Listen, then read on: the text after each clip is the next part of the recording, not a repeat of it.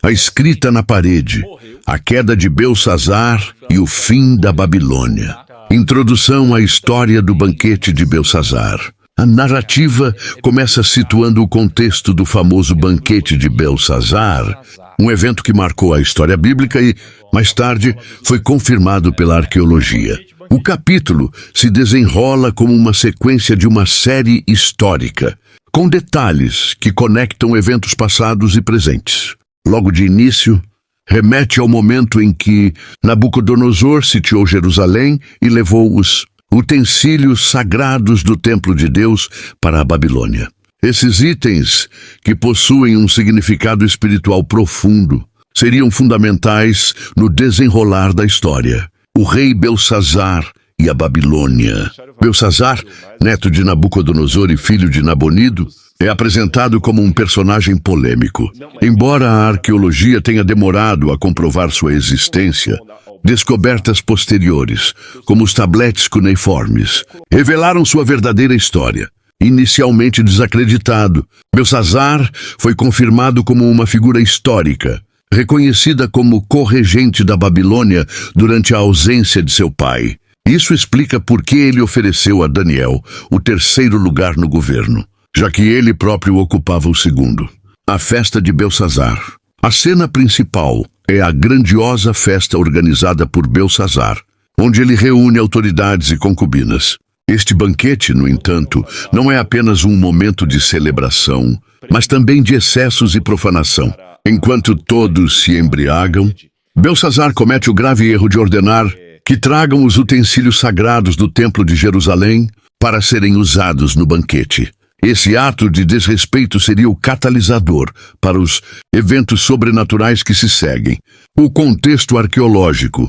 Por muitos anos, críticos da Bíblia questionaram a existência de Belsassar e outros detalhes relacionados à Babilônia.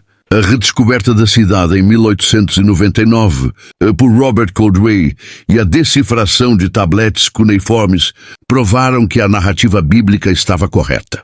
Esses registros revelaram que Nabonido frequentemente se ausentava da Babilônia, deixando seu filho Belsassar no comando. Além disso, confirmaram a grandiosidade da cidade e sua importância histórica. O ato de profanação. No auge do banquete, Belsassar, embriagado e tomado pela arrogância, decide usar os utensílios sagrados para beber vinho. Esses objetos consagrados a Deus representavam uma conexão espiritual profunda com o Templo de Jerusalém. A decisão de profaná-los foi um ato de desrespeito extremo, refletindo a falta de reverência de Belsassar e seu desprezo pelo sagrado. A escrita na parede. É nesse momento que ocorre o evento sobrenatural, que marca o ápice da história. Uma mão misteriosa aparece e escreve na parede, trazendo uma mensagem enigmática que ninguém na festa consegue interpretar. Esse acontecimento interrompe o clima de celebração e introduz um tom de julgamento divino sobre os atos de Belsassar. O impacto da escrita na parede. O clima de celebração no salão do banquete transforma-se em um cenário de puro terror. O rei Belsassar, tomado pelo medo, empalidece ao presenciar a manifestação sobrenatural. Uma mão invisível escrevendo na parede. O que antes era um momento de festa e excessos, converte-se em pavor coletivo, deixando claro que os atos profanos do rei tiveram consequências imediatas. A mensagem escrita, no entanto, é indecifrável. Nenhum dos sábios, magos ou astrólogos da Babilônia consegue interpretar seu significado. Essa incapacidade revela uma verdade essencial. A sabedoria humana não alcança os mistérios do sagrado sem a intervenção divina. Daniel é chamado. Em meio à confusão, surge Daniel, conhecido por sua sabedoria e fé. Ele já havia interpretado sonhos para Nabucodonosor, demonstrando que seu dom vinha de Deus. Lembrando-se de seu histórico, a rainha-mãe sugere que ele seja chamado. Ao ser trazido ao salão, Belsassar, em desespero, oferece riquezas e honrarias a Daniel caso ele decifre a mensagem. No entanto, Daniel recusa os presentes e, antes de interpretar a escrita, repreende o rei. Ele relembra como Nabucodonosor foi humilhado até reconhecer a soberania divina e aponta que Belsazar, ao contrário, ignorou essas lições e cometeu um pecado ainda mais grave ao profanar os utensílios sagrados. A interpretação da escrita. Com clareza, Daniel revela o significado das palavras na parede, Mene, Mene, Tekel e Parsim. Cada termo traz uma mensagem de juízo divino. Mene, Deus contou os dias do teu reinado e determinou o seu fim. Tekel, foste pesado na balança e achado em falta.